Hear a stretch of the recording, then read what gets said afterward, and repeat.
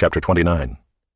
And Job again took up his discourse and said, Oh, that I were as in the months of old, as in the days when God watched over me, when his lamp shone upon my head, and by his light I walked through darkness, as I was in my prime, when the friendship of God was upon my tent, when the Almighty was yet with me, when my children were all around me, when my steps were washed with butter, and the rock poured out for me streams of oil.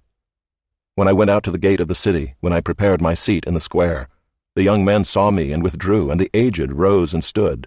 The princes refrained from talking, and laid their hand on their mouth. The voice of the nobles was hushed, and their tongue stuck to the roof of their mouth.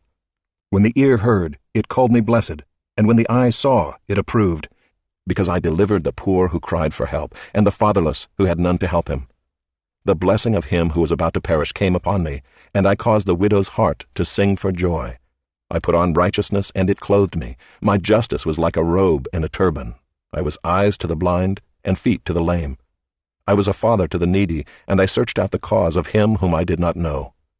I broke the fangs of the unrighteous, and made him drop his prey from his teeth. Then I thought, I shall die in my nest, and I shall multiply my days as the sand, my roots spread out to the waters, with the dew all night on my branches, my glory fresh with me, and my bow ever new in my hand. Men listened to me, and waited, and kept silence for my counsel. After I spoke, they did not speak again, and my word dropped upon them. They waited for me as for the rain, and they opened their mouths as for the spring rain. I smiled on them when they had no confidence, and the light of my face they did not cast down.